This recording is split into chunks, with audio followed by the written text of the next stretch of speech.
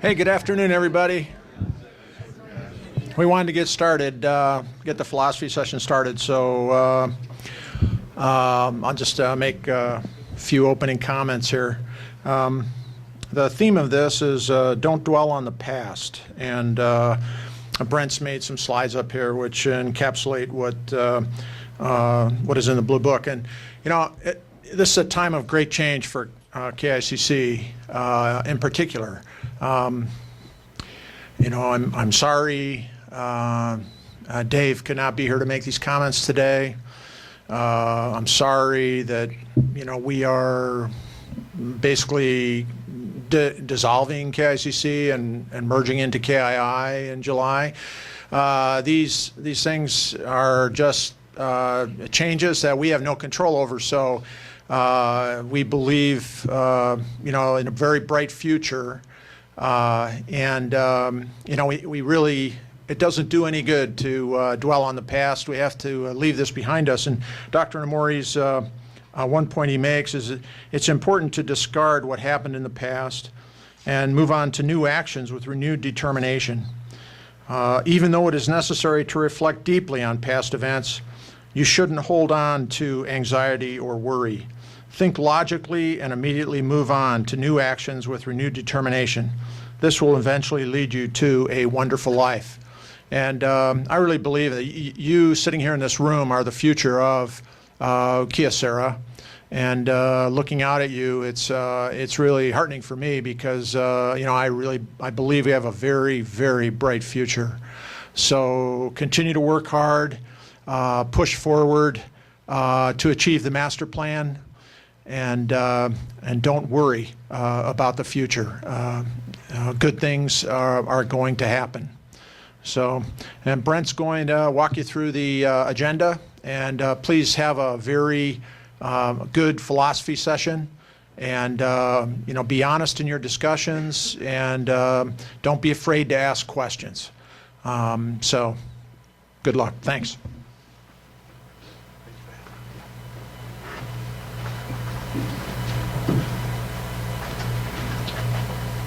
Again, good afternoon, everyone.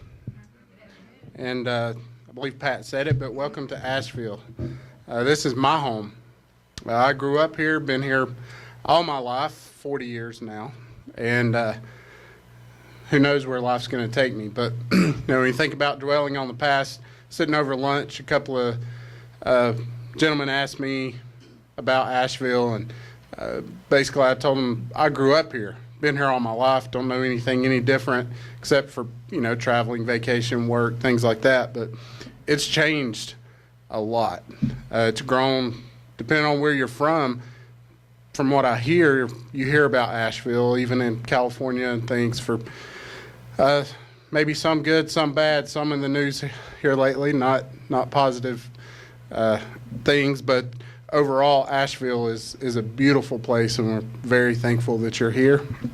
And the philosophy is going to be on the same format of the past couple of sessions that we've had, so hopefully everyone's enjoying that. I am recording it in case you want to watch it again. I can send you the link. It'll be on YouTube or anybody that was not able to join.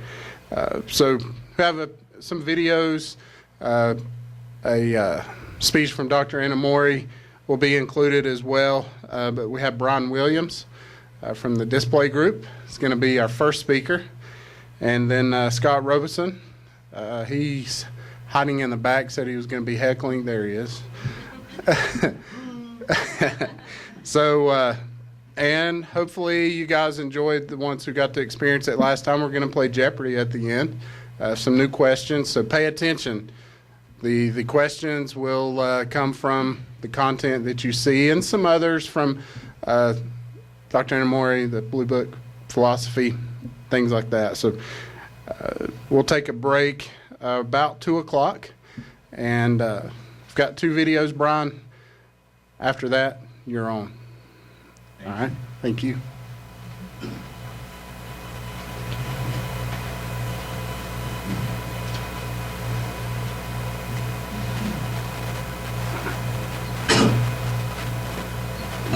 I know what I have to do, but going back means I'll have to face my past.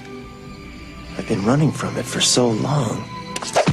Ow! Jeez, what was that for? It doesn't matter. It's in the past. Yeah, but it still hurts. Oh, yes, the past can hurt. But the way I see it, you can either run from it or learn from it. Ah, you see? So what are you going to do?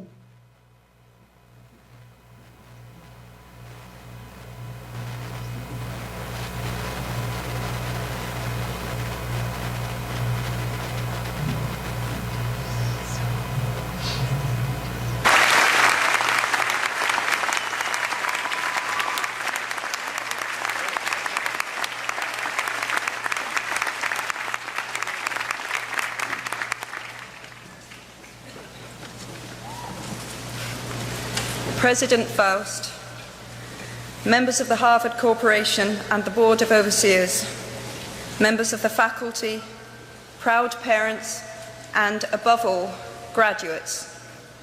The first thing I would like to say is thank you. Not only has Harvard given me an extraordinary honor, but the weeks of fear and nausea I have endured at the thought of giving this commencement address have made me lose weight.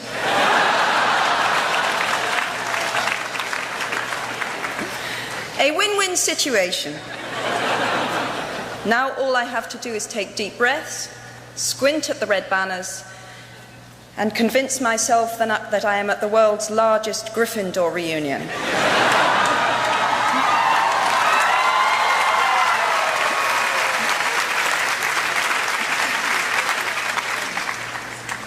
Delivering a commencement address is a great responsibility, or so I thought, until I cast my mind back to my own graduation.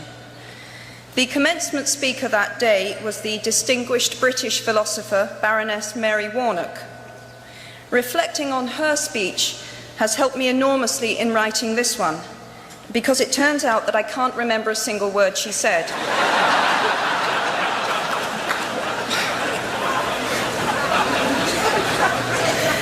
This liberating discovery enables me to proceed without any fear that I might inadvertently influence you to abandon promising careers in business, the law, or politics for the giddy delights of becoming a gay wizard.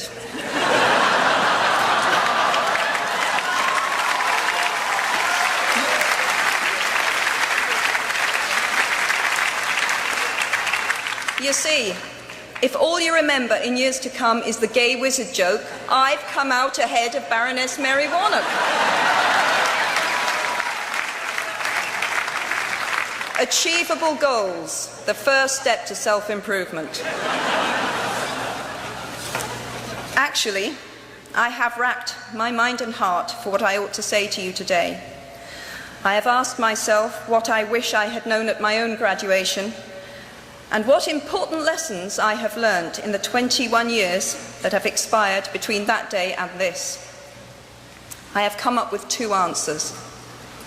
On this wonderful day when we are gathered together to celebrate your academic success, I have decided to talk to you about the benefits of failure.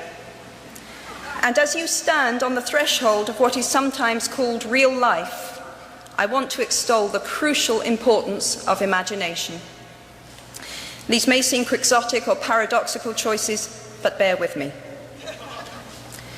Looking back at the 21-year-old that I was at graduation is a slightly uncomfortable experience for the 42-year-old that she has become. Half my lifetime ago, I was striking an uneasy balance between the ambition I had for myself and what those closest to me expected of me. I was convinced that the only thing I wanted to do, ever, was write novels. However, my parents, both of whom came from impoverished backgrounds and neither of whom had been to college, took the view that my overactive imagination was an amusing personal quirk that would never pay a mortgage or secure a pension. I know the irony strikes with the force of a cartoon anvil now, but... So they hoped that I would take a vocational degree, I wanted to study English literature. A compromise was reached that in retrospect satisfied nobody, and I went up to study modern languages. Hardly had my parents' car rounded the corner at the end of the road than I ditched German and scuttled off down the classics corridor. I cannot remember telling my parents that I was studying classics. They might well have found out for the first time on graduation day. Of all the subjects on this planet, I think they would have been hard put to name one less useful than Greek mythology when it came to securing the keys to an executive bathroom. Now, I would like to make it clear in parenthesis that I do not blame my parents for their point of view. There is an expiry date on blaming your parents for steering you in the wrong direction.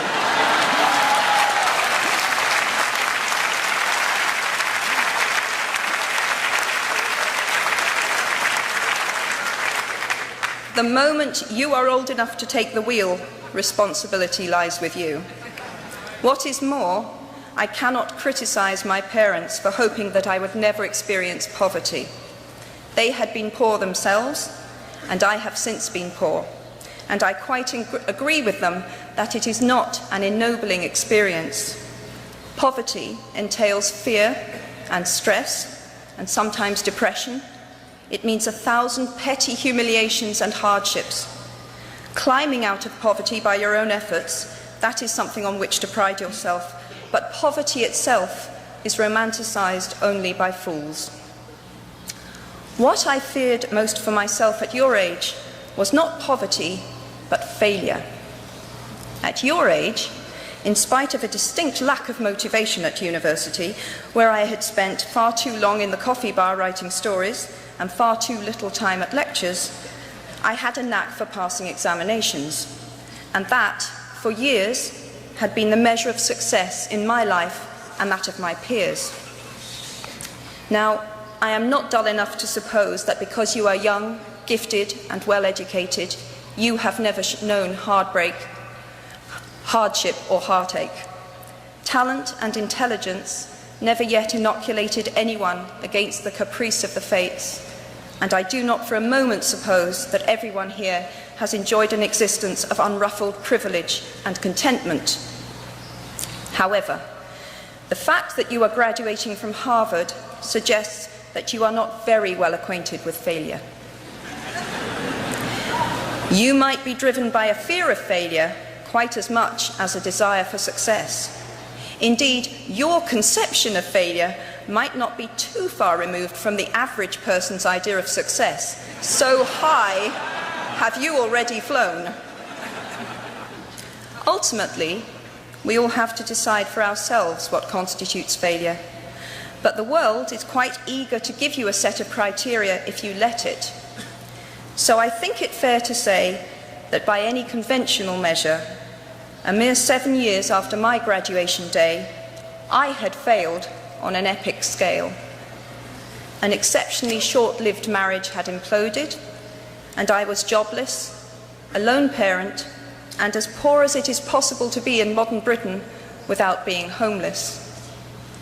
The fears that my parents had had for me and that I had had for myself had both come to pass.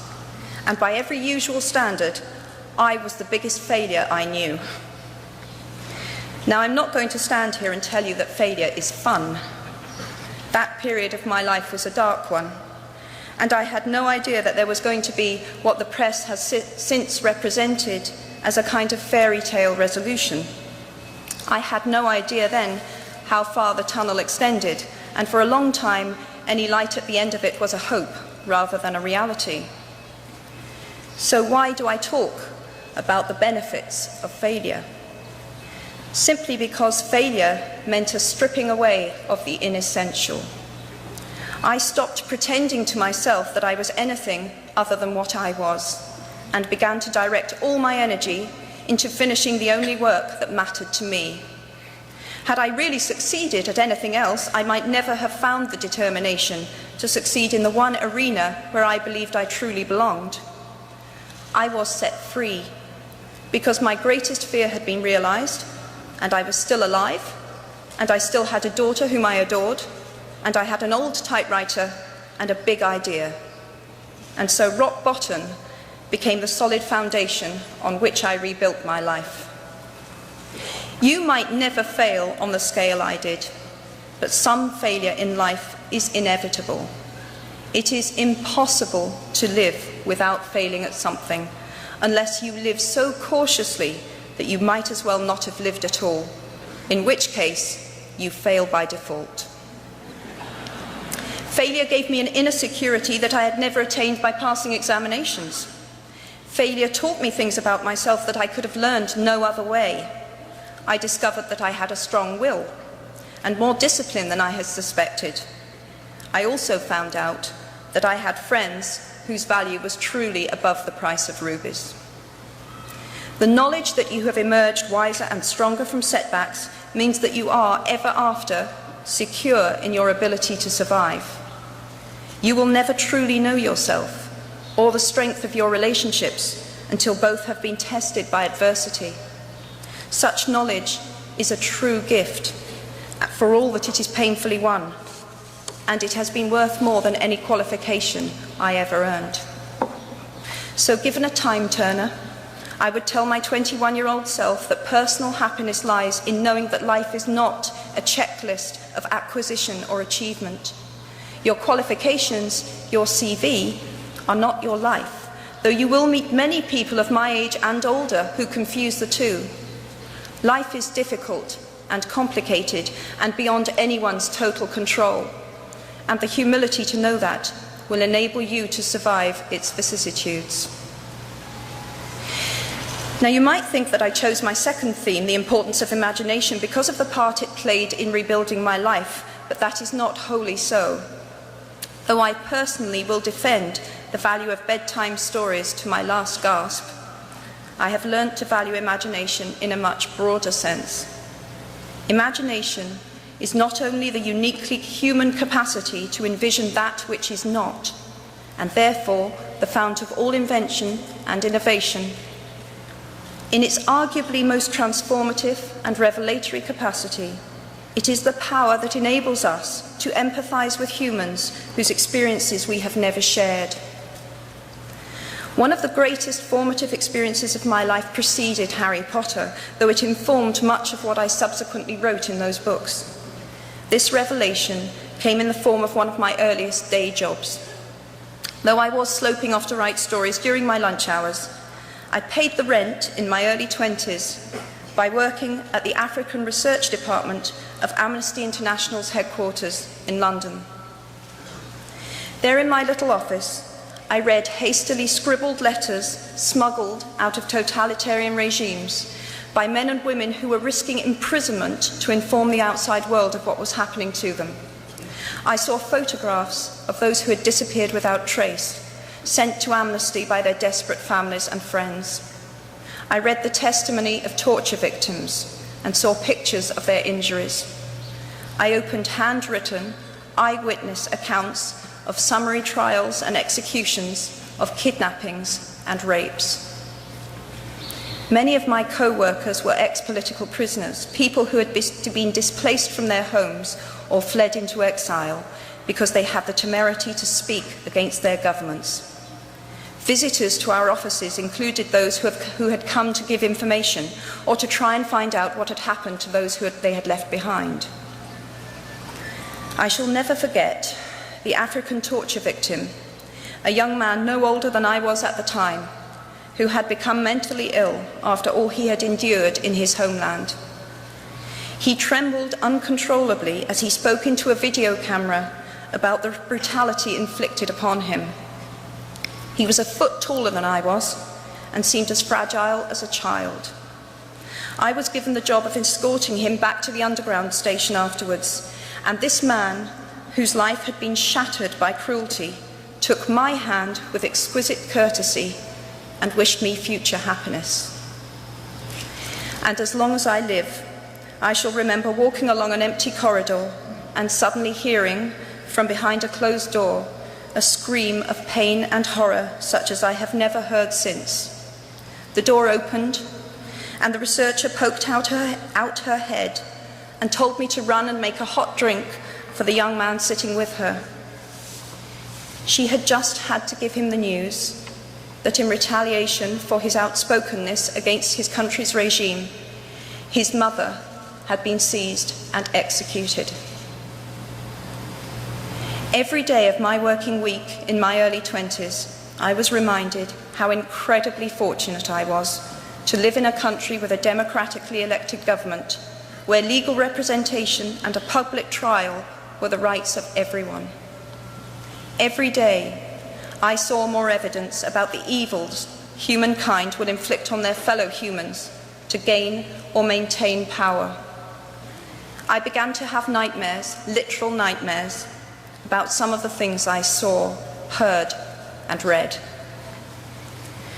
And yet, I also learned more about human goodness at Amnesty International than I had ever known before. Amnesty mobilizes thousands of people who have never been tortured or imprisoned for their beliefs to act on behalf of those who have. The power of human empathy leading to collective action saves lives and frees prisoners. Ordinary people whose personal well-being and security are assured join together in huge numbers to save people they do not know and will never meet.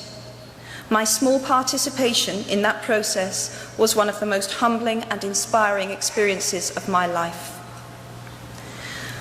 Unlike any other creature on this planet, human beings can learn and understand without having experienced. They can think themselves into other people's places. Of course, this is a power, like my brand of fictional magic, that is morally neutral. One might use such an ability to manipulate or control just as much as to understand or sympathize. And many prefer not to exercise their imaginations at all. They choose to remain comfortably within the bounds of their own experience, never troubling to wonder how it would feel to have been born other than they are. They can refuse to hear screams or peer inside cages. They can close their minds and hearts to any suffering that does not touch them personally. They can refuse to know. I might be tempted to envy people who can live that way, except that I do not think they have any fewer nightmares than I do.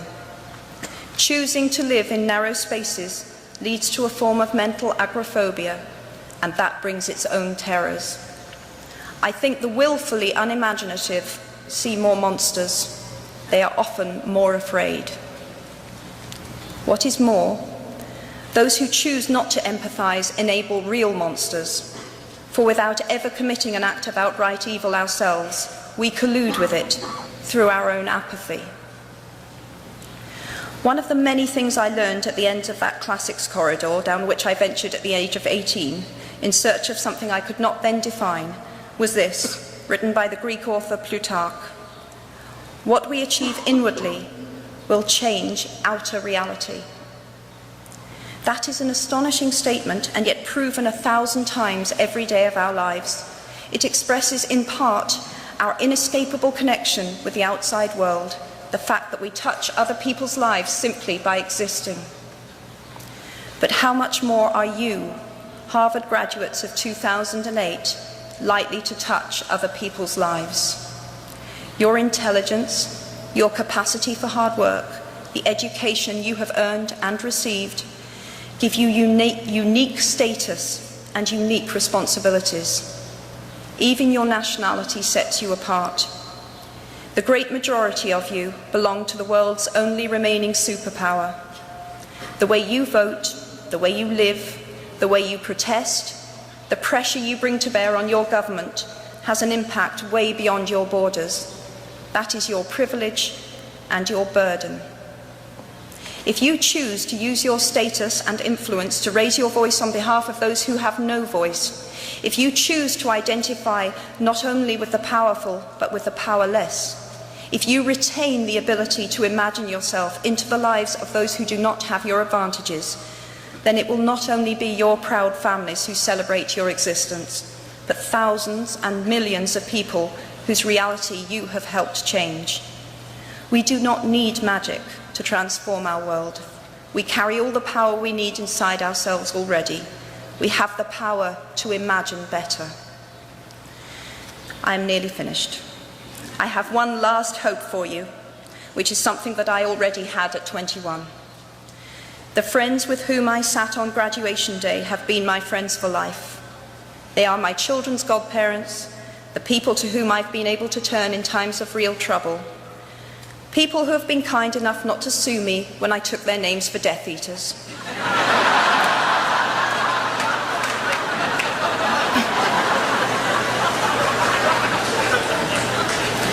At our graduation, we were bound by enormous affection, by our shared experience of a time that could never come again, and of course, by the knowledge that we held certain photographic evidence that would be exceptionally valuable if any of us ran for Prime Minister. So today, I wish you nothing better than similar friendships. And tomorrow, I hope that even if you remember not a single word of mine, you remember those of Seneca, another of those old Romans I met when I fled down the classics corridor in retreat from career ladders in search of ancient wisdom. As is a tale, so is life. Not how long it is, but how good it is what matters. I wish you all very good lives. Thank you very much.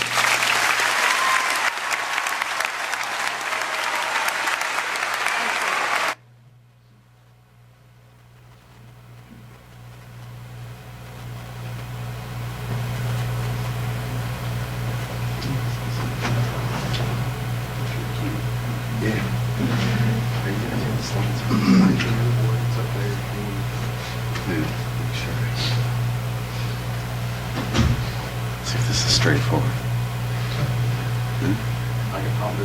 You do it? Okay. Very good. Thanks. Well, good afternoon, everybody. Nice to see all your smiling faces this afternoon. If I want to go to the first slide, please, Brent. Thank you. So, my name is Brian Williams, and I'm the East Display Regional Sales Manager working out of the Duluth, Georgia KICC office. I've been a KICC employee since April 1, 2013, and was an Optrex America employee for 19 years prior to that. I began my career in electronic component sales as a manufacturer's rep in the southeastern U.S. Starting in 1987. And I currently manage LCD, OEM, and distribution business for 14 and a half states, and the East Display team, which consists of 3 additional outside salespeople and 1 FAE. Next slide, please. So this is the agenda for my presentation today. First, we're going to talk about the Kyocera Display Division products and business, my favorite subject, and we could fill the whole 20 minutes that way, but we're going to have to move on. Then we're going to go into the LCD sales process. Maybe that's my favorite subject, actually. From there, we're going to do Tales of Deep Change, brought to you by the Display Division, 2013 to 2016. And Kyocera philosophy in environments of change and don't dwell in the past are a theme today. And we will conclude this presentation with some Display Division lessons in change. So next slide, please. Brent, thank you. So the Display Division products and business. The Display Division designs, manufactures, markets, and sells various styles of liquid crystal display products primarily focused on the automotive and industrial markets. Our division headquarters is in Plymouth, Michigan, with sales offices in Vancouver, Washington, and Atlanta, Georgia. The FY17 automotive master plan is $28 million and industrial is $47 million. We have value-add manufacturing facilities in Plymouth, Michigan and Tijuana. The team consists of KICC Display and former Optrex Corporation, sales, engineering, management, marketing, QA, and production professionals. We are the sales and marketing arm of Kyocera Display Corporation, headquartered in Yasu City, Japan. Next slide, please. And this This is a nice aerial view of the Kyocera TFT LCD array production facility in Yasu City, Japan. Kyocera purchased this factory from Sony Corporation in 2010. And we have additional LCD module production facilities in Thailand, China, and global sales organizations in North America, Europe, Japan, China, and Singapore. Next slide, please, Brian. So now a little product training for everybody here. What is an LCD? Well, liquid crystal displays are very prevalent flat panel display technology that you all interface frequently in your daily lives.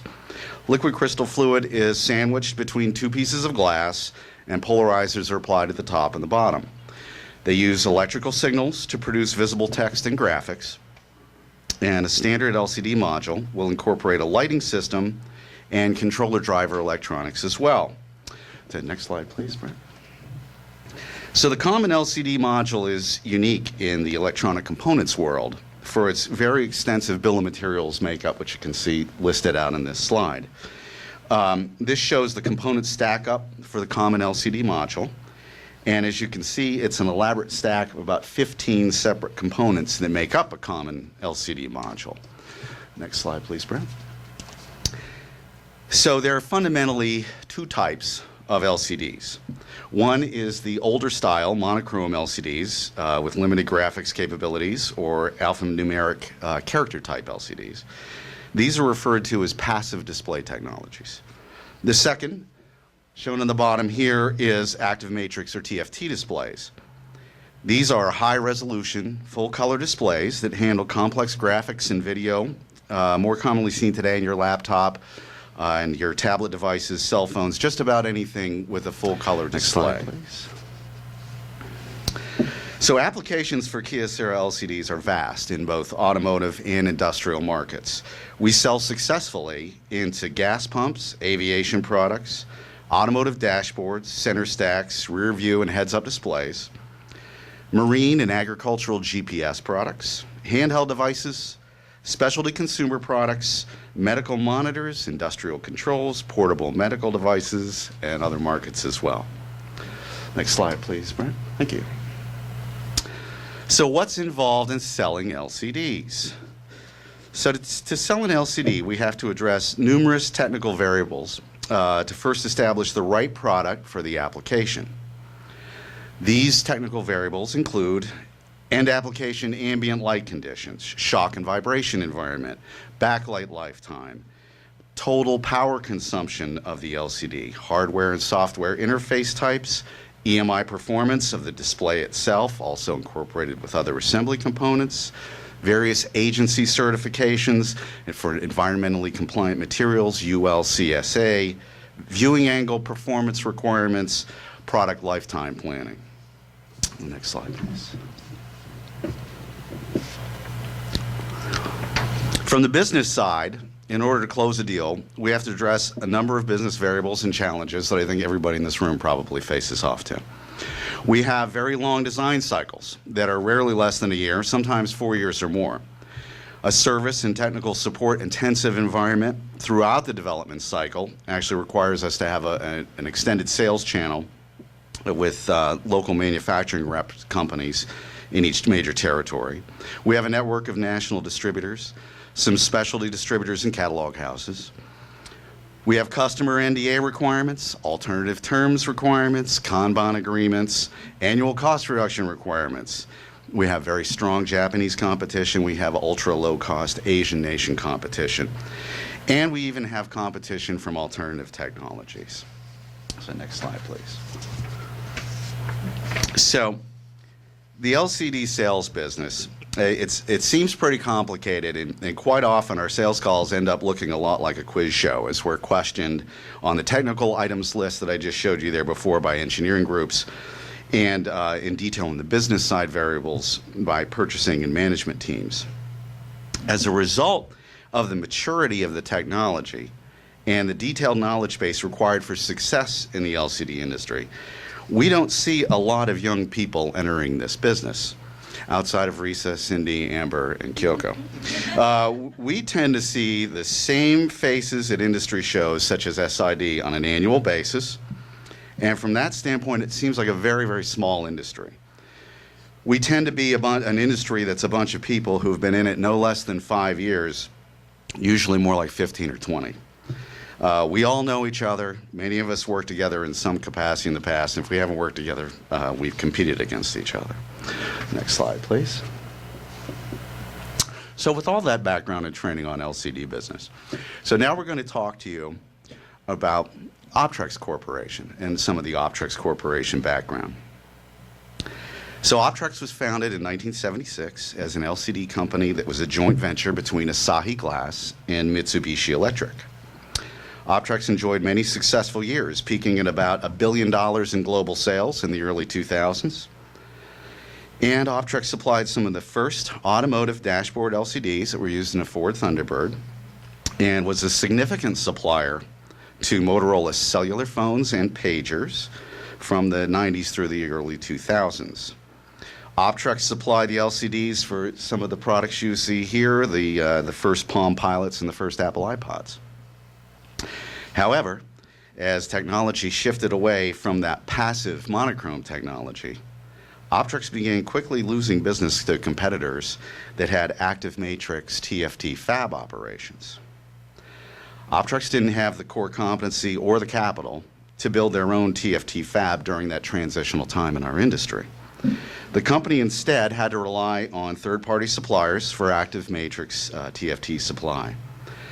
They did their absolute best to stay afloat with this business model, incorporating value-add work here in the U.S. into the product offering well before others in the industry did it, and various little strategies like that.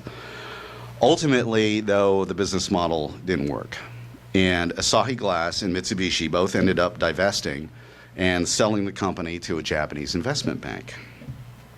After 3 years of being owned by the bank, and at about the last possible moment before the bank just completely dissolved Optrex, Kyocera swooped in and purchased Optrex Corporations and all of its assets, effectively saving the company and breathing new life into the workforce.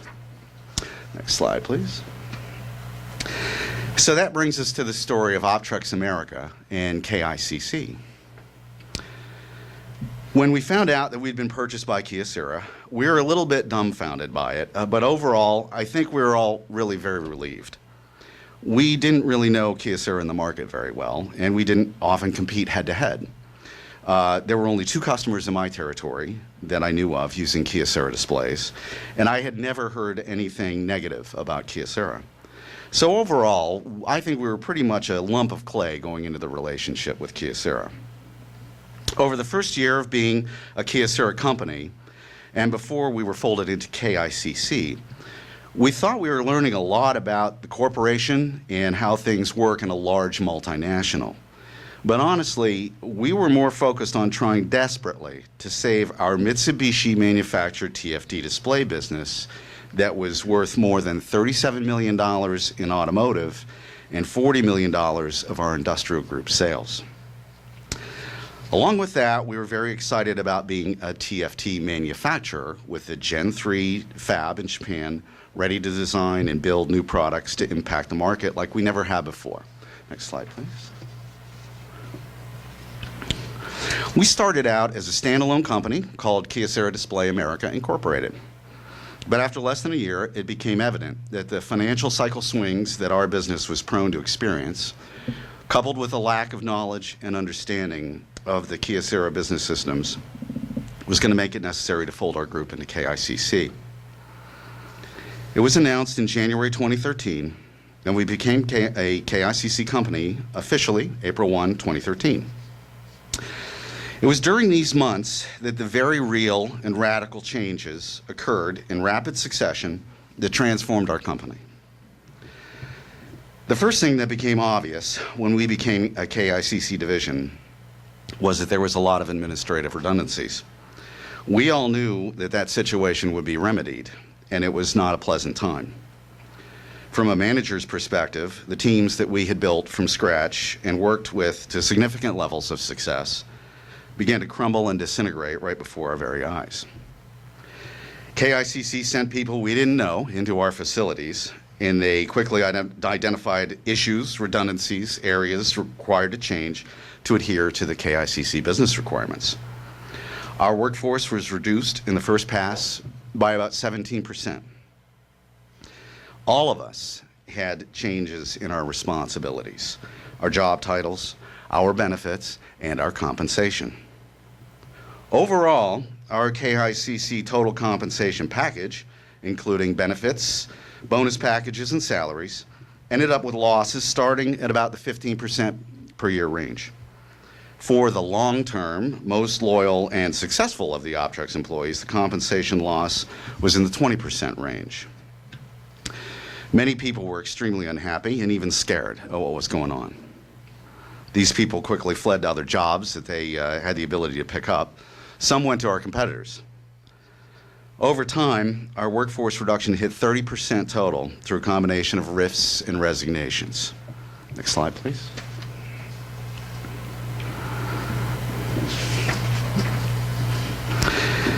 We had some failures that were affecting this whole process.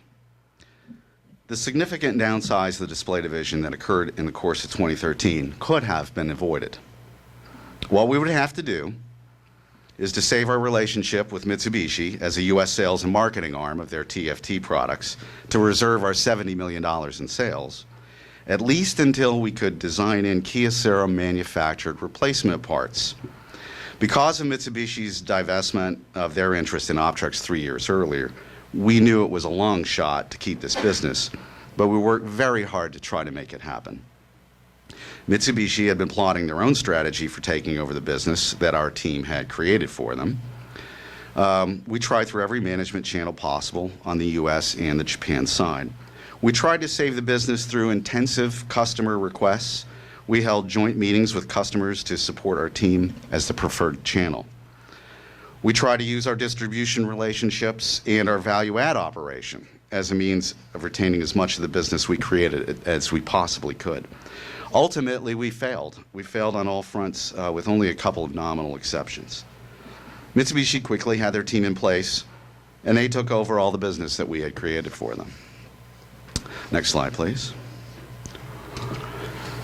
On top of that lost business scenario, KYD in Japan failed to meet the market release goals of the new products that we needed to replace all of that business. We suffered constant delays in new product launches that seriously limited our ability to win new business and fill the gap of that newly lost business.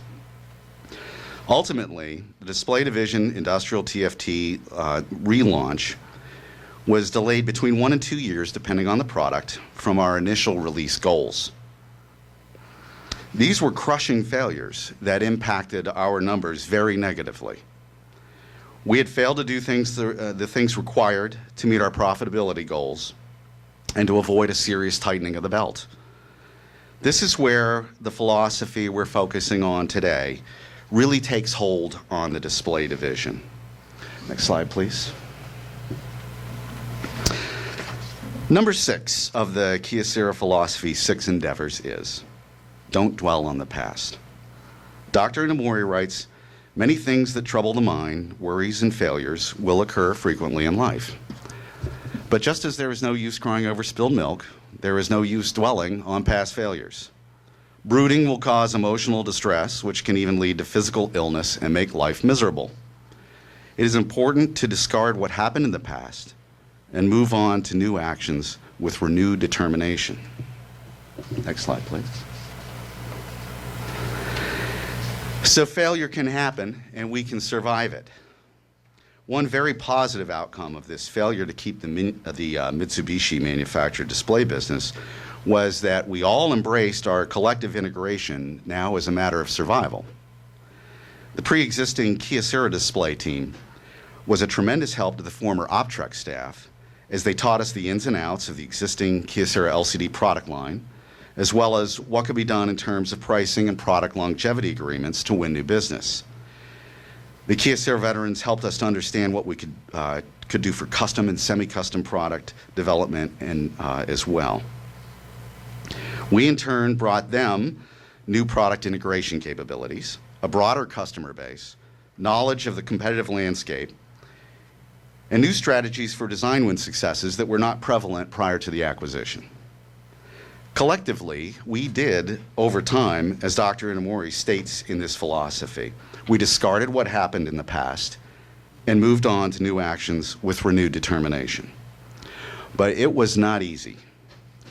The Unified Display Division had to let go of the past entirely to become successful in the face of such great change. It was important for the Kyocera veterans to let go of the past display organization, and to some extent, to the leaders as well. The management team was different now. For the display team members from the acquisition, it was the same challenge. Much of the organizational structure was changed. We retained some leaders and also had many new ones in the US and Japan organizations. As we know from our philosophy training on character and attitude of a leader, Dr. Inamori directs Kyocera managers that no excuses should be tolerated in reporting month-end results. The display team was watching business go right out the door to a competitor that used to be our supplier, and taking delay after delay in getting the new Kyocera manufactured products to fill the void. There was a significant revenue gap that we had to fill by any means necessary. Our management team, and to some extent the entire team, had some punishing business reviews to account for that situation without making excuses. But more importantly, we all had to clearly establish the plan for our rejuvenated success. That was primarily tied to the new product launches. There were times when it could appear to be a hopeless situation. Next slide, please. When you think it's time to give up, the real work begins. The first thing we had to do to get this division back on its feet was to let go of the past and start getting successful fast with the resources that we had. I've heard the analogy used by a person that was struggling to let go of the past, that she felt her past failures were dragging around, like lugging around two heavy suitcases. And when you think about it, it's a pretty good analogy. I suppose you can try to run the 1,600 meters at a track meet carrying two heavy suitcases with you, but your only chance to win will be depending on whether your competitors have heavier suitcases. In most cases, even the slowest runner, provided they have no suitcases, is liable to win that race. Now, try imagining running the high hurdles at the same track meet carrying those two suitcases. It simply won't work. The LCD division was definitely running the high hurdles in 2014. And to overcome the hurdles, we simply had to drop the suitcases. Next slide, please. One of the key points in Kyocera philosophy that rings true in the success of our division to adapt to tremendous change and begin to thrive again is the Kyocera philosophy that states you have to do small, tedious tasks. We learned that when executed daily, they do all add up, and we shouldn't get bogged down in worrying about all the big stuff. Dr. Inamori's philosophy of accumulate tedious efforts emphasizes that no great feat is accomplished overnight. It is always a step-by-step accumulation of tedious efforts. Deep change often seems like a constant barrage, with new change thrown your way in a seemingly unending sequence. For our division, it truly became laughable at some points. We would think to ourselves, surely no one expects us to incorporate all of these changes. Taken in the aggregate, it can be overwhelming for anyone. What we did successfully is the small, tedious tasks, and we did them daily. Customer expedites, pricing issues, weekly, monthly, and quarterly reporting cycles, conference calls, RFQ processes, EOL and ECN-related actions. We did these things over and over in an unending sequence that continues today. As a result, we were not overwhelmed by all the changes that came our way after all. Our colleagues in the display division have had some tremendous successes and tremendous new business in the last 2 to 3 years that we honestly never could have achieved as Optrex. Our business at Gilbarco and John Deere instantly come to mind as two huge businesses that fit that description, but there are also many others. Last slide, please. So, in conclusion, there are a few basic lessons gleaned from the display division experiences that may be helpful as we move forward. When Dave Williams and Bill Yermel first came to our office in 2013, representing the KICC management team, they tried their best to describe to us how this transition process would go. They specifically told us that there would be a 3-year cultural burn-in period. And in hindsight, they were surprisingly accurate on that point. Today, which is 3 years later, I can say that all of us from the former Optrex Corporation have been to enough ISMs and philosophy training seminars and Kumpas that we are comfortable to identify with all of you. Over time, it's easy to recognize that the shared values of hard work, integrity, perseverance, and operating lean are universal in Kyocera. With the implementation of One KII, we obviously will now face new changes and challenges together. If our team can offer some insight that may be helpful in this transition, I think it may be that we are all better than our past, and we're all equipped to succeed. Everyone in this room has done it before. We're doing it now, and we'll do it into the future. Thanks very much for your attention.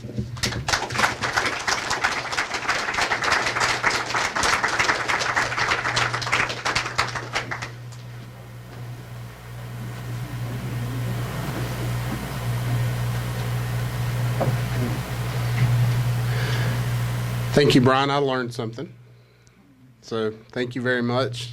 We're going to have a short break.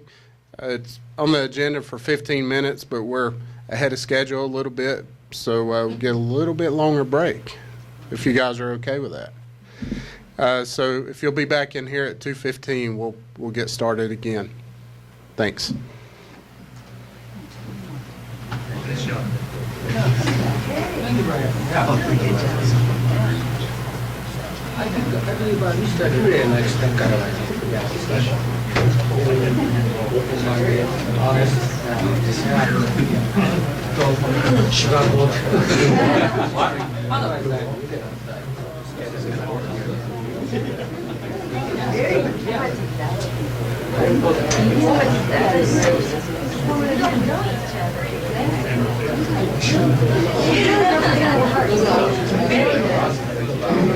Nice job. Good job, Brian,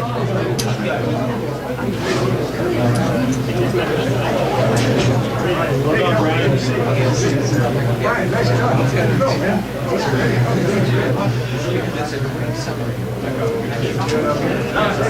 Joe,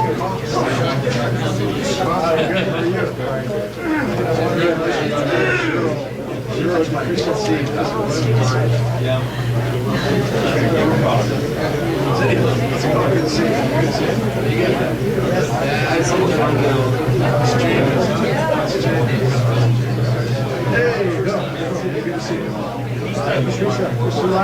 How are you?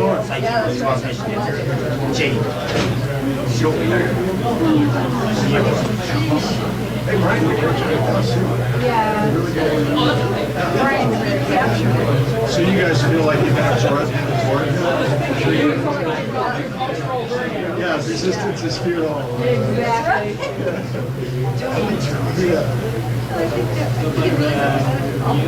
Oh, yeah. Perfect representation. Brian, nice job. Hello, Brian.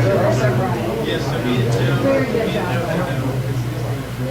But I never had him down. I was excited. I just felt out. I just see that. Yeah, Angela told me about it. It's tough to get up there and, put together facts, man. I know. You did. It was great, though. Yeah, that was so much fun doing that. I mean, you really did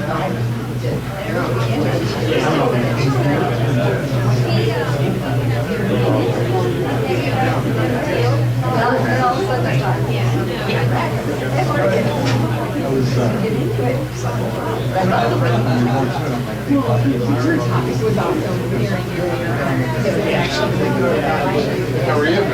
Good. Recent trip.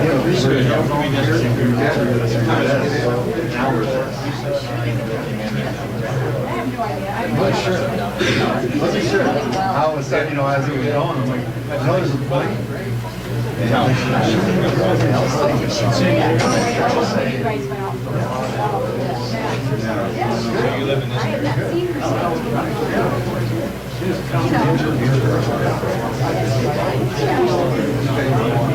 Oh, yeah. Oh, you just wait.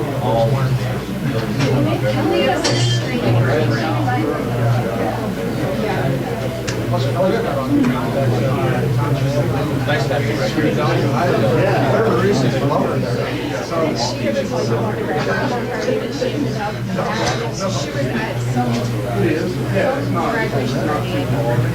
So yes, it is. Like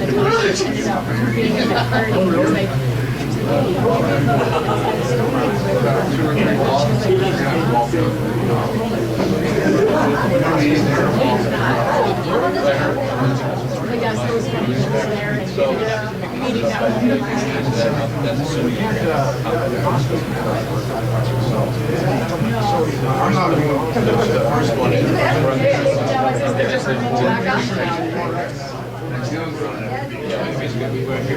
Well, that's why we got lots of room. Just need to clean the ladies' room.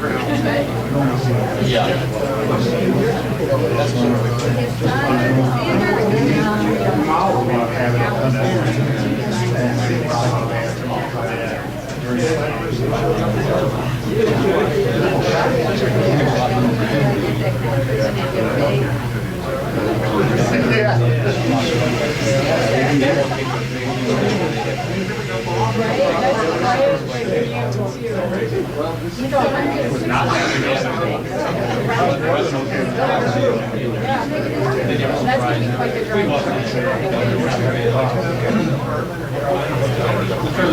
Maybe he gives the workout. Yeah, that's a long drive. Yeah, right, yeah. Remember? Yeah, there was like a nice some car pileup. I mean, that's a no, or something. Car pileup. And we had friends That's what we're trying to fix.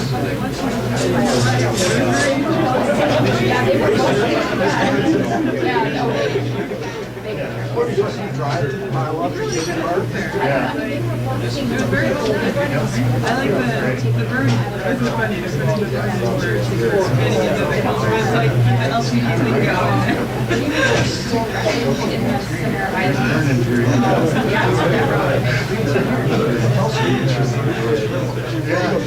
But it is, I mean, we're just like, it's like, that's what it is. Gas managed cars, so let's make sure it is.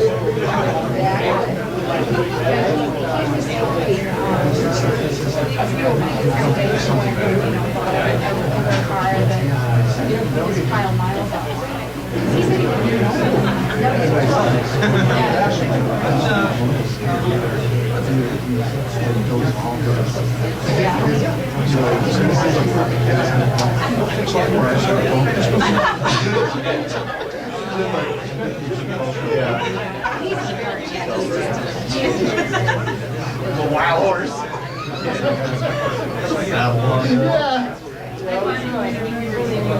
Oh, you got your yeah. Especially for that Bobby. Good summer.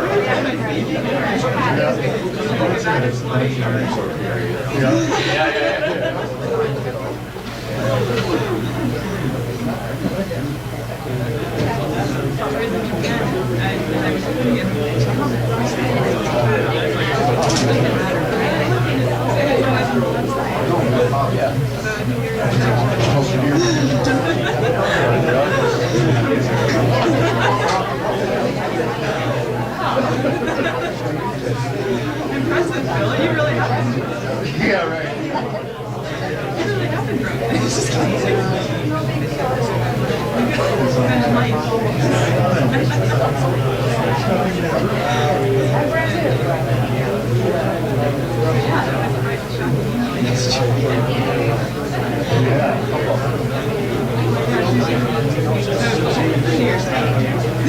That's my biggest fear. Every time I see something,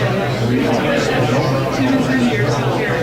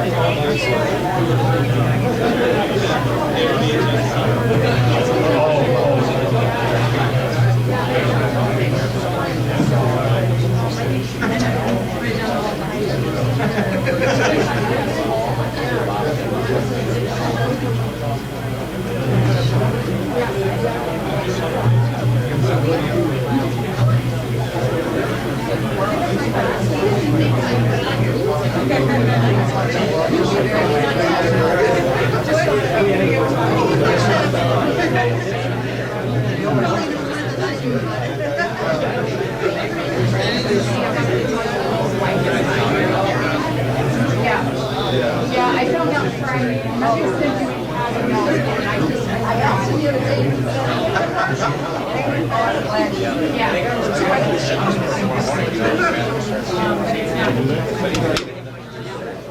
so hopefully he'll be relaxed.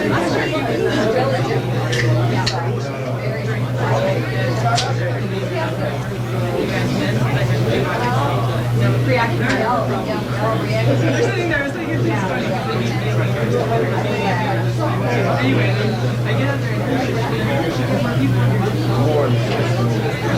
because you got the display group where your flights were delayed. I'm like begging people to join my team. It was so no, it was purely actually it was just sticky. But our people had already assembled and the groups they knew, and I don't think it was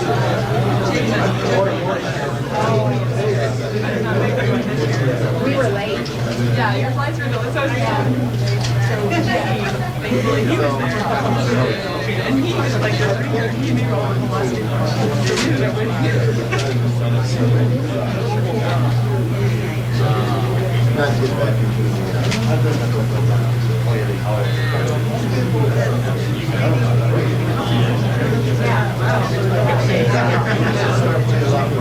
Yeah, but I'm still surprised.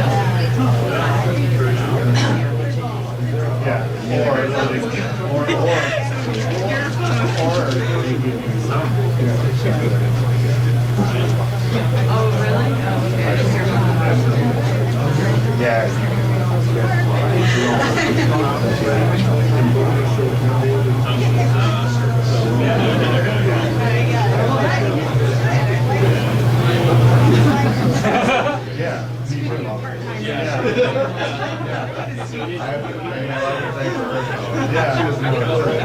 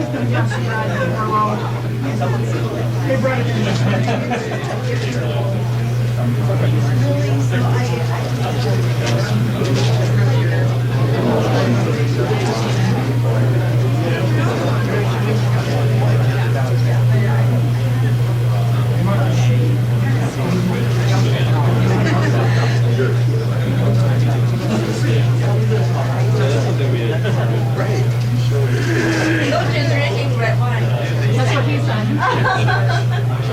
I said, yes, they brought it in just for me.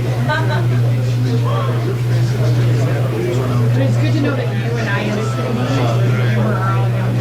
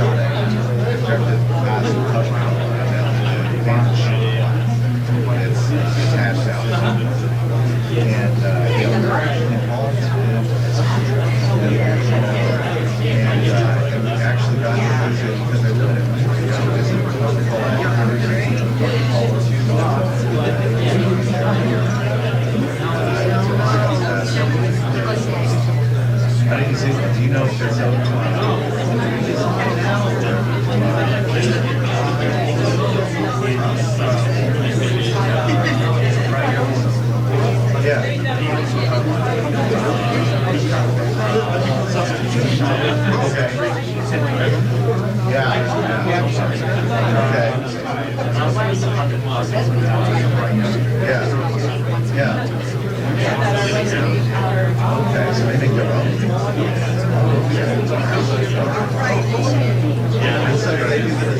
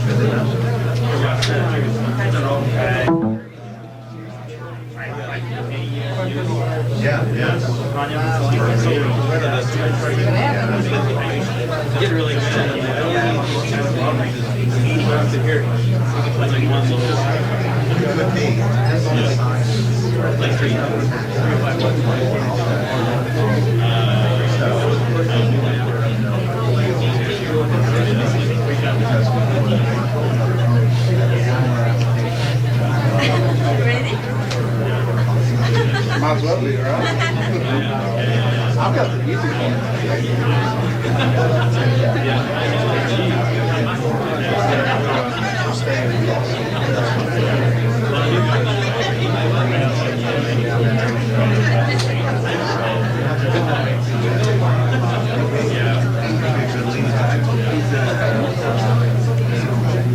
If everyone could start making their way back to your seat, we'll get started.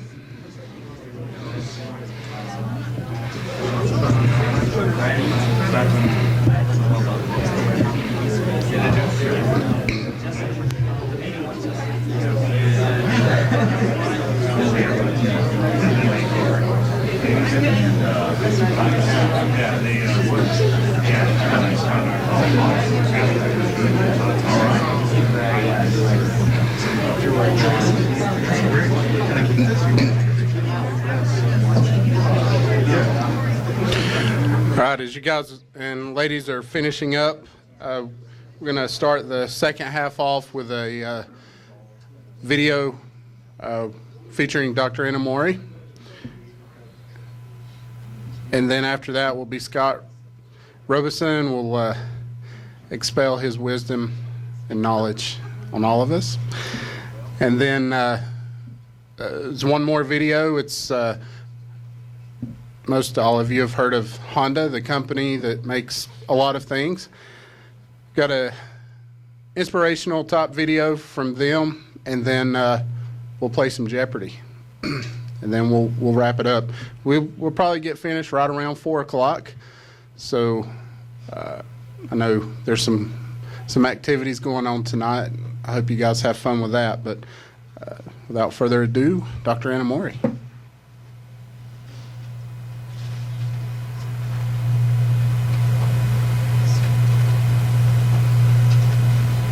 Exactly what predicament you are in, but I cannot help you. You must face your challenges head on, endure them, and overcome them on your own. On the one hand, I thought I gave him the cold shoulder, but the employee who accompanied his father is now an executive at Kyocera, in charge of overseas sales. I've learned that his father overcame his difficulties and sincerely appreciated my advice back then. The saying, one who is kind to others is sure to be rewarded. In other words, accumulating good deeds and altruistic practices is very important.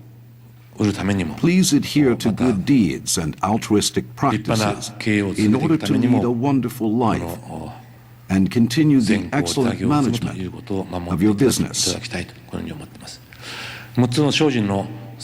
The last principle of the 6 endeavors is do not act on emotion. I can identify with this principle as I had many worries and concerns when I was young. Many things that trouble your mind, worries and failures, occur frequently in life. As there is no use crying over spilled milk, there is no use worrying over past failures. Emotional distress brings out sickness of the mind that eventually leads to sickness of the body, making your life miserable. It is important to discard what happened in the past and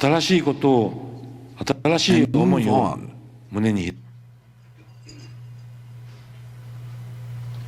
My apologies. When I previewed this, it didn't sound that way, but through there, it's really hard to understand. So I apologize. Scott, you're on. Well, Bill did say it was simultaneous translation. Yes. He did, didn't he? Okay.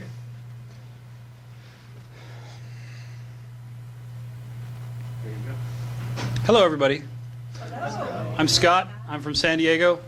Appreciate that. I've been with the company for 21 years now.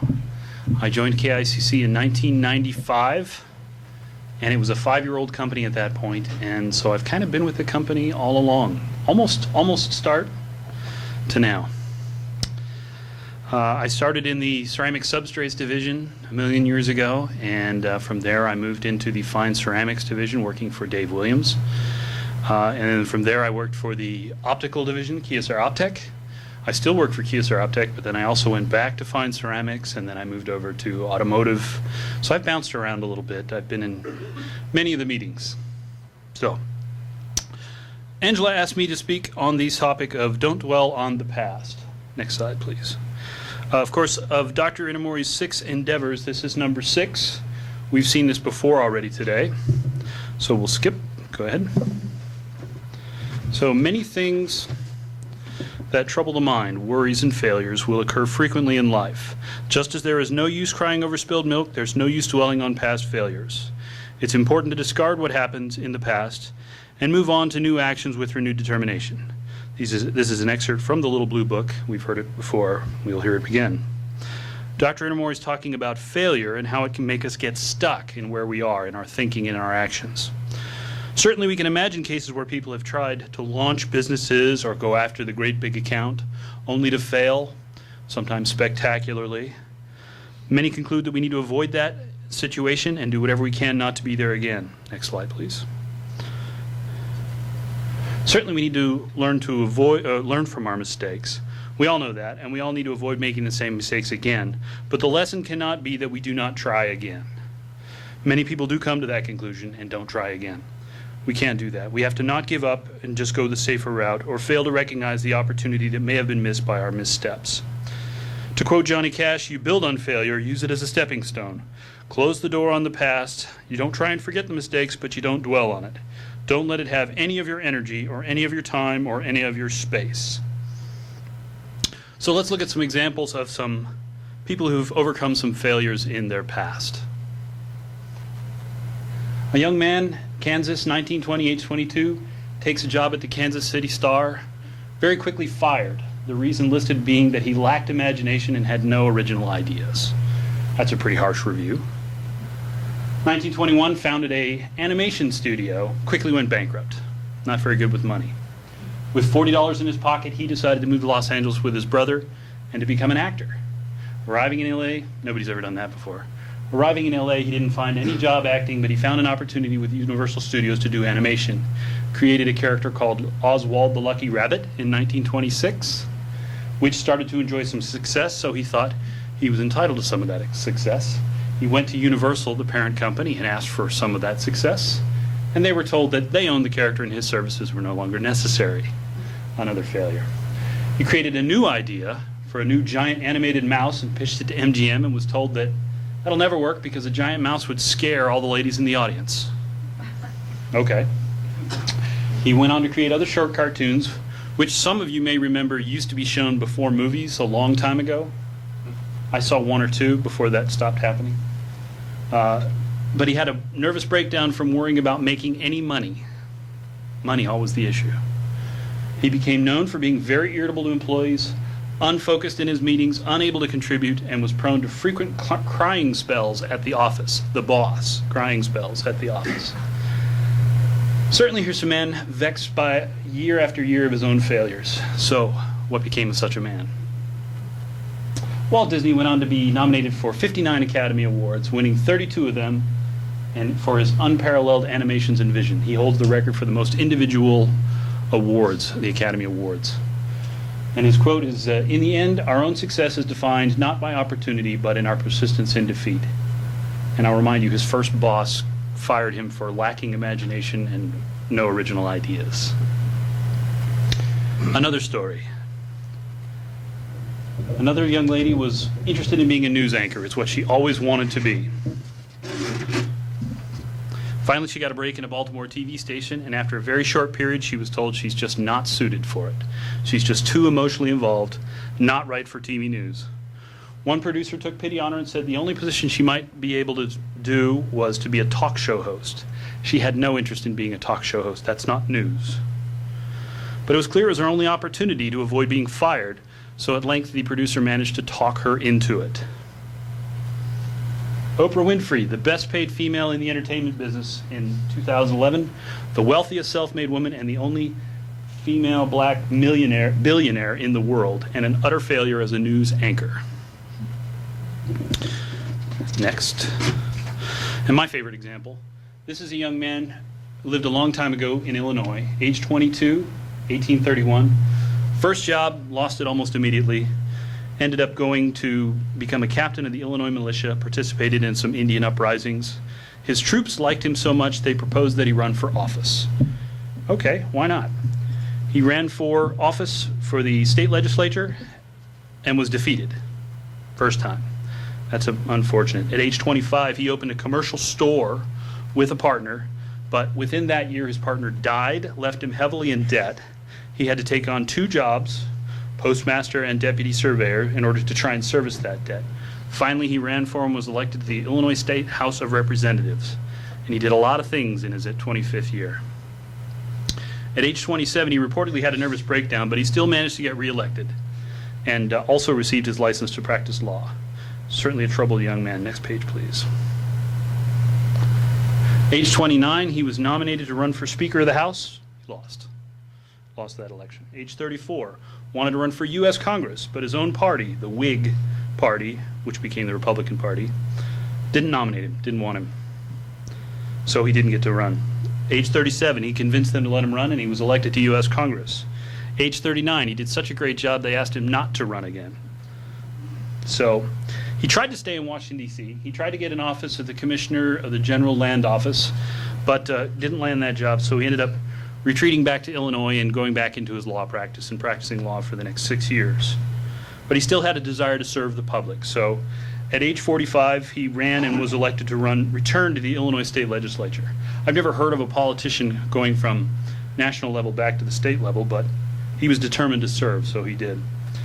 Age 46, he ran for election to the United States Senate, bowed out of the race at the last moment and endorsed his opponent. Next page.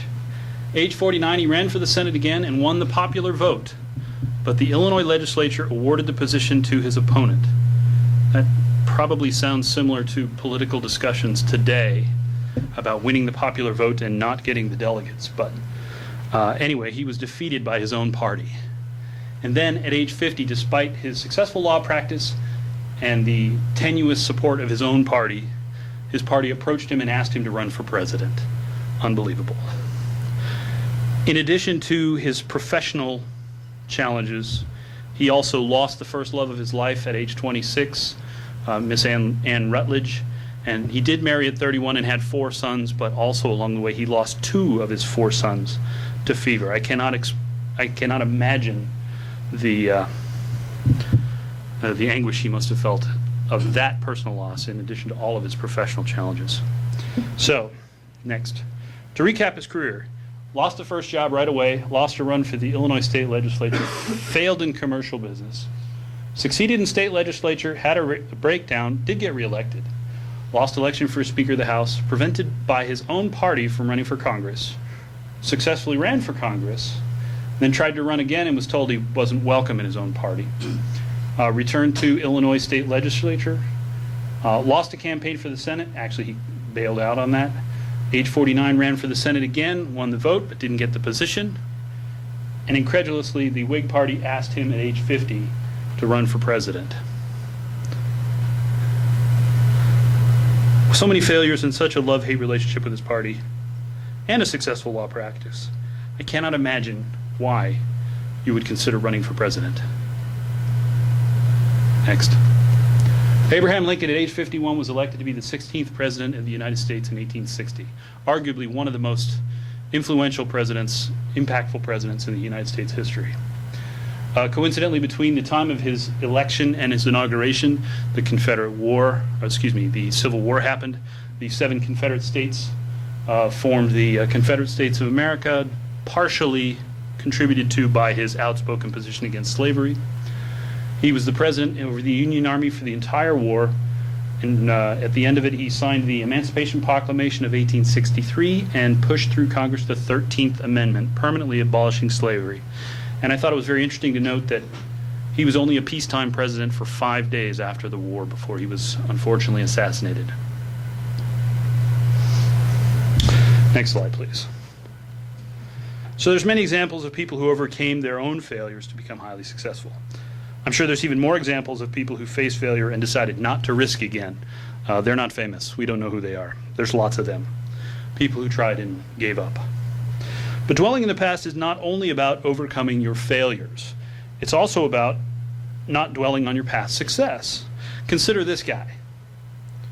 This guy, did he make a pile of money as a young man? Did he invest in something smart very early? Is he now relaxing and living the good life? Is this a form of dwelling on the past? He's not out there contributing anymore. He's relaxing. Does he have no more to contribute? Next page.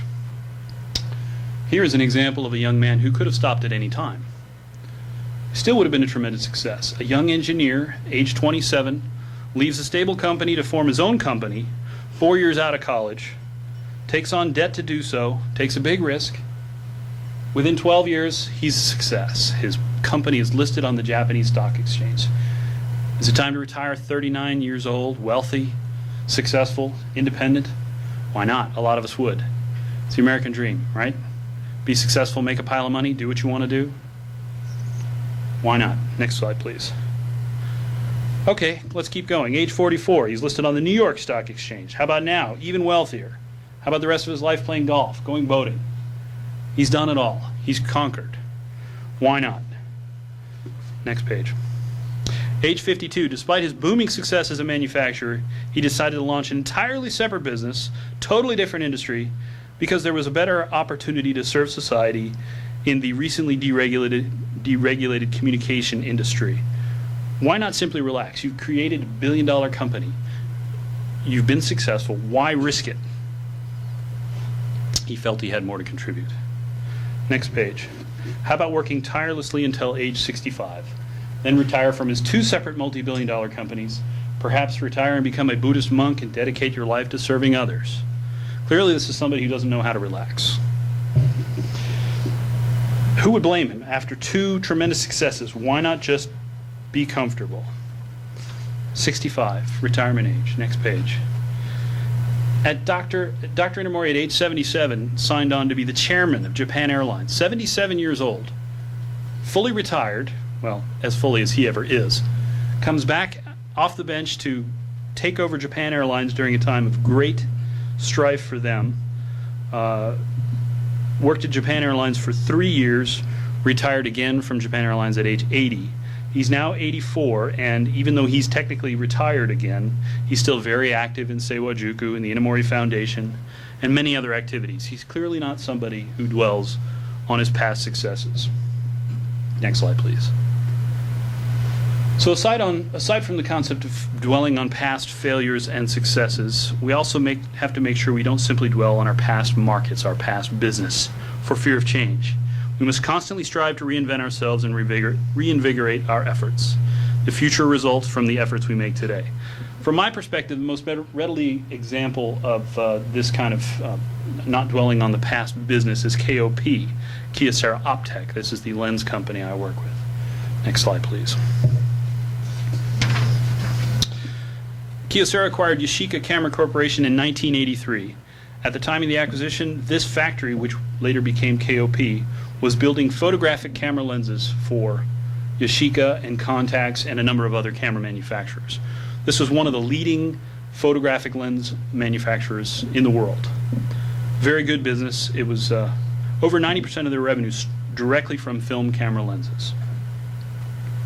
In 1991, this factory was spun off from the camera companies to focus on building lenses and to start considering diversifying in other areas where they could leverage their success. What they didn't realize at that time was that the survival of the entire group depended upon their diversification from the film business. In 1990, maybe some prescient people would have known that digital cameras were coming the way they were. I didn't know. I didn't have one until almost 2000. It would have been very easy to dwell on the past as a photographic lens supplier. Next slide, please. At the time KICC became involved with KOP, which is 1999, their revenue allocation had significantly shifted. Film-based business was declining due to strong competition and emerging technologies, digital cameras. Film-based business had dropped from over 90% of their revenue to only 30% of their revenue, where their total revenue remained basically flat. Scanner business was now their strongest growing segment, here shown at 28% of the revenue. I don't know if you all remember, we used to all want to have a big old flatbed scanner right next to our computer. It just took up tremendous amounts of desk space, one per PC. Digital cameras were also a significant business at 17% of their revenue, which became very challenging. KOP had successfully diversified, ensured their stability in a rapidly evolving market. At the same time, many of the major U.S. companies involved in these kind of products, Xerox, Kodak, Hewlett-Packard for the scanners, within just a couple of years, all of these companies moved all of their manufacturing to Asia, and everything became a commodity. It all became very commodity priced, and we really struggled. Every optical company in the United States was struggling, and Japan. They were all struggling to survive. Next slide, please. Now in 2016, KOP has seen further erosion of their key business segments. Film business has dropped almost to zero. It's not even listed on the chart anymore. Scanner business evolved from everyone wanting to have a flatbed scanner attached to their PC to now we all use multifunction machines we all share through a network. So instead of everybody having their own device, one device can service 20 plus people. Not good for the equipment manufacturer. Digital cameras have grown, but now they are a commodity product and we no longer compete in that market. Same with microscopes. Microscopes and factory automation, they have grown as part of our revenue, mostly in the machine vision for automation, for semiconductor and electronic manufacturing. So even the businesses in 1999 that they served are now only 60% of their revenue and steadily declining. They must continually reinvent themselves. And recently, the growth areas are in the automotive and the medical space. We do a lot of work with medical for microscope-related skin analysis, and of course automotive. We all know there's cameras all over cars now, and we're very actively trying to pursue camera lens business for that. Next page.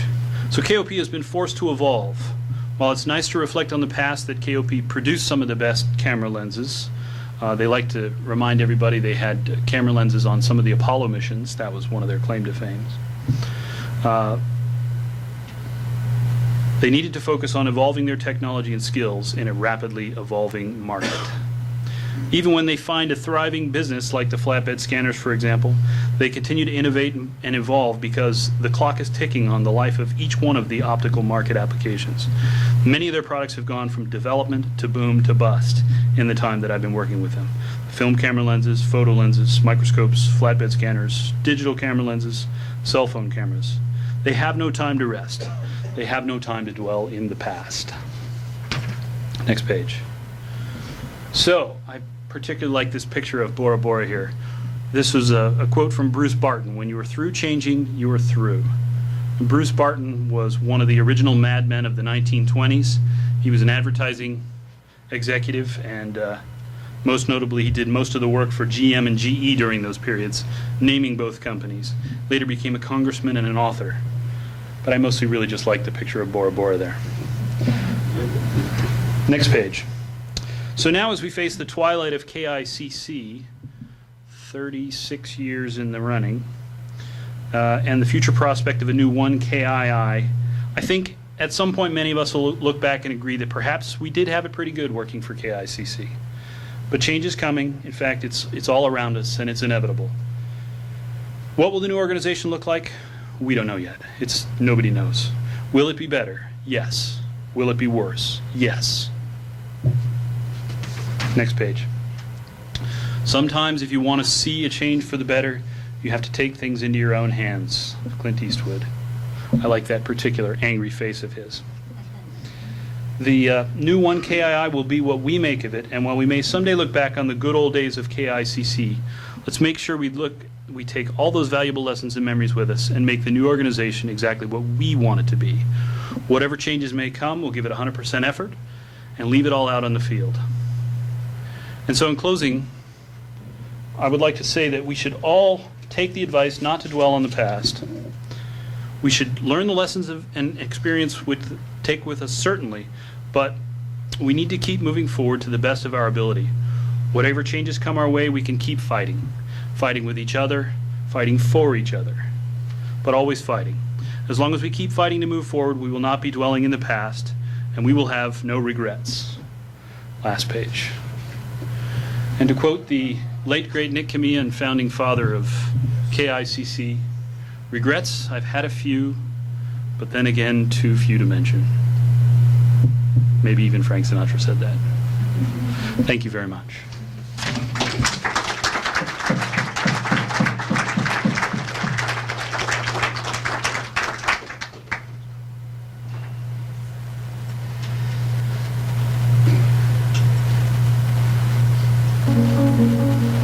People didn't want to talk to me very much after that. It was a pretty difficult time. You know, it's the last race of the year. You don't have a chance to redeem yourself. We lost the championship by 1 point, so I tried to not be too hard on myself, but yes, I am very hard on myself, especially, I mean, it's something that doesn't leave your mind very, very quickly. My failure? I almost failed out of high school twice. I had a really bad year where everything went wrong. Oh yeah, everybody makes mistakes. It broke all the bolts and the structure basically collapsed. Well, I made a formal apology.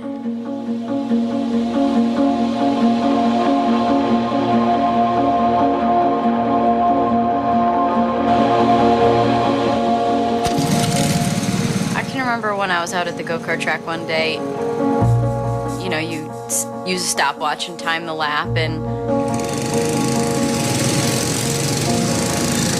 I remember I kept giving myself like 1 second less, like, okay, was that 41 seconds that time? Was that 40 seconds that time to get around? I like to be able to see the improvement, and with racing, it's very obvious. You know, I can see the direct result of my effort. We're in Homestead, Florida. And this is my first IndyCar race, and there was a crash. I don't remember anything, but the car was on fire, and, you know. My brain was covering up for the fact that this was a bit of a heightened situation, that I shouldn't be aware of what's going on right now, but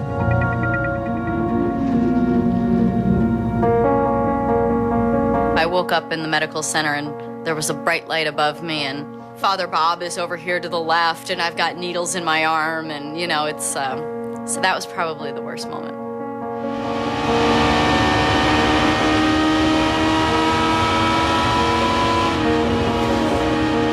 You're driving your car and you feel frightened a little bit. We bump up against that feeling as much as we can to try and push that limit further and get comfortable there and then push it again.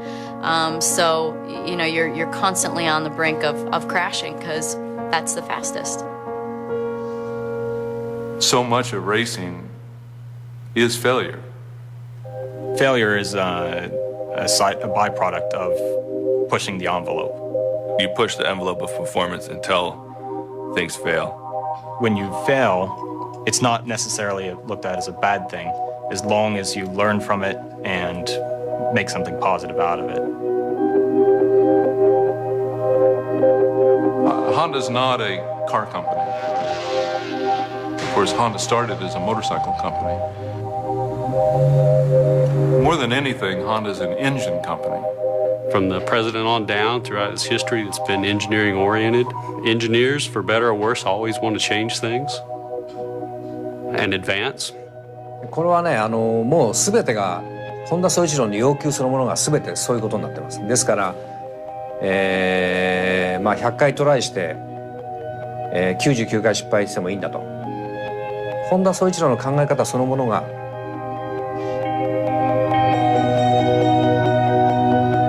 試行錯誤、失敗の連続で、その延長に何回も失敗するとその中に素晴らしい技術があるという、そういう考え方だと思います。When Honda Performance Development first started racing in '94, the program was a massive failure. We had a lot of engine problems. We had a lot of engine failures. Here on lap number 10 is making an unscheduled stop in the pits. We blew the turbocharger off the engine in several places. The corner workers are reporting that there's a fire in the left rear of his car. Say 15,000 revolutions per minute. Sometimes the whole bottom end would blow out of the engine. That's that Honda engine car, and it is in trouble now. I mean, just blew into like a million pieces. Could it be more trouble for the Honda engine? In the seat, in like a 5-gallon bucket, was all these engine parts from everything that was blown out of the bottom of the engine. I mean, there was pistons, there was conrods, or pieces of block and bearings and stuff. And one of the Japanese engineers that was here on assignment was all concerned because he was afraid that there were other pieces of the engine out there on the racetrack that they failed to pick up, and he was all concerned that our competition would learn our know-how and we'd lose our confidentiality. And I'm saying, what's there to worry? I mean, no one would even want to know what's in our engine. There were a lot of failures in 1994. And those failures led to a new engine in 1995. We improved it step by step to a point where finally in '95 we won our first race. In '96 we won the championship. Honda now is the sole supplier of engines for the IRL, or the Indy Racing League. We'd really prefer to have some competition in the series, but perhaps the Honda success drove some of them out. Maybe they'll come back. One of my worst ideas happened the very first week I worked at Honda. And my boss said, okay, I'm going to Japan in a couple weeks and I need proposals for new colors for all the 96 models. It's like Civic and Accord wagon. And I just completely panicked because, I mean, literally I was asked to do more in my first week at Honda than I had done 4 years at my previous job. I had been really wanting to do an orange car, really wanting to do orange. And decided, okay, 96 Civic, we're gonna do orange. Really without doing my homework completely, I proposed this color. I get in this big room and it's, you know, sales, engineering, and design. It's the balance of powers where everybody makes the decisions, you know, to see what goes into mass production. And I think they're all looking at this new person, this new designer, thinking, well, maybe we should trust her. So they went ahead and they put the orange into production and the dealers flipped. It's like, what is this hideous color? It's like, stop production of this immediately. That's okay, right? I mean, if you've got a boss that's telling you to take a chance, and if you make a mistake or fail, you know, just try not to do it again, and try to learn from that, you know, that's a good thing. I mean, you take chances, you know. I think everybody in that room understood they were taking a chance, but they were willing to take that chance. I tell him, well, Edison trying to do the light bulb, and he said, I never failed. It just didn't work 10,000 times. And that 10,001, it lit up. So it's, if you look at it that way, were those failures?